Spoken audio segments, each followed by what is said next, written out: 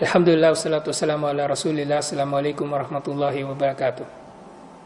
Tunay na ang pinakamainam na huwaran ay si Propeta Muhammad sallallahu alaihi wasallam.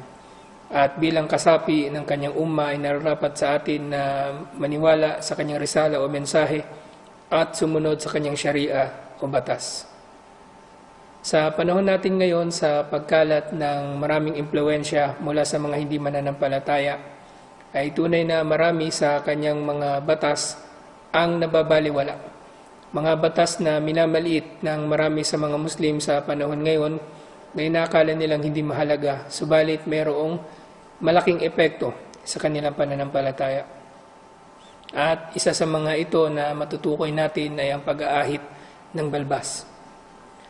Ang pagpapahaba ng balbas ay isang obligadong gawain para sa isang lalaking Muslim. Bagaman ito ay hindi nababanggit sa Quran, ito ay obligado ayon sa nababanggit sa hadith na sinabi ni Propeta Muhammad sallallahu alaihi wasallam na a'ful lahi, na pabayaan ninyo na humaba o tumubo ang inyong mga balbas. Marami mga tao kasi ang nag-aakala na dahil sa ang isang utos o isang batas sa Islam hindi nababanggit sa Quran at ito ay nababanggit lamang sa mga hadith, ay magkakaroon kaagad dito ng kahatulan na ito ay mustahab lamang, o sa pananalita nga ng mga pangkaraniwang tao, madalas ay sinasabi nila na ito ay sunna lamang, na para bang ang sunna ay isang bagay na maaari nilang itakwil kahit kailan nila gusto, na para bang ang sunna o isang bagay na mustahab ay isang bagay na hindi nila kailangan sa kanilang mga buhay. Sabagat ang katotohanan nga dito, ang pagpapahaba ng balbas ay hindi mustahab o rekomendado, bagkus ito ay wajib na kung gagawin ng isang Muslim ay magkakaroon siya ng gantimpala, at kung hindi naman niya gagawin ay magkakaroon siya ng parusa. Ilan sa mga usapin na may kinalaman sa pagpapahaba ng balbas ay ang usapin na ang pagpapahaba ng balbas ay kabilang sa mga fitra o natural na disposisyon ng isang mananampalataya. Ang pagpapahaba ng balbas ay mangangahulugan na tinataliwas natin ang mga hindi mananampalataya.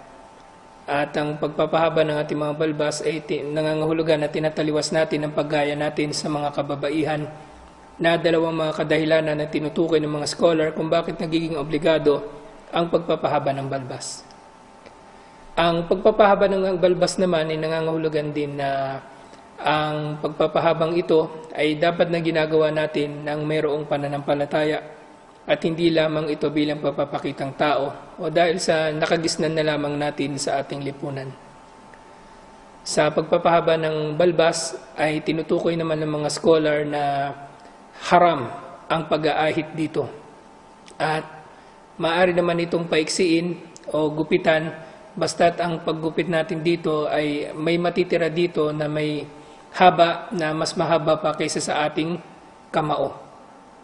At anumang uri ng pagputol dito na mas maiksi pa sa ating kamao ang matitirang mga buhok ay tinatawag din ng mga scholar bilang makruh o kinamumuhian. Ang pagpapahaba ng ating mga balbas ay hindi naman nangangahulugan na pahabain din natin ang ating mga bigote, dahil inutos ni Propeta Muhammad sallallahu alaihi wasallam na paiksiin natin ang mga bigote at pahabain natin ang ating mga balbas.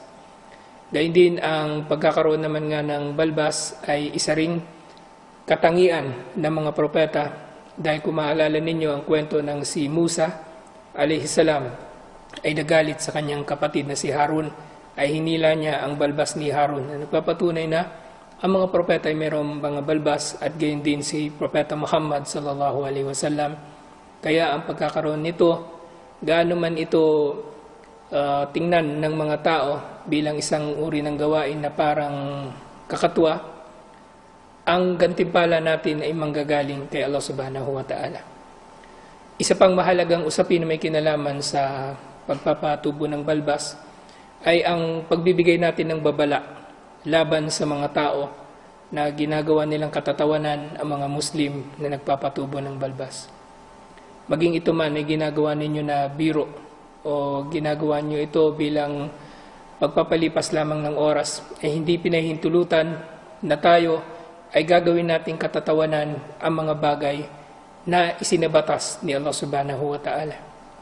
At tunay na ito ay kabilang sa mga dahilan kung paano ang isang tao o ang isang Muslim ay nakakagawa ng isang kufur, bagaman siya ay may tuturing o kinikilala sa kanyang pamayanan na isang Muslim.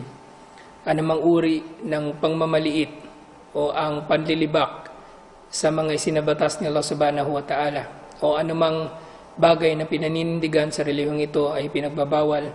Kaya mainam na lamang na kung hindi tayo magpapahaba ng ating balbas, ay manahimik na lang tayo kaysa sa aalipustahin natin ang mga nagpapahaba ng balbas.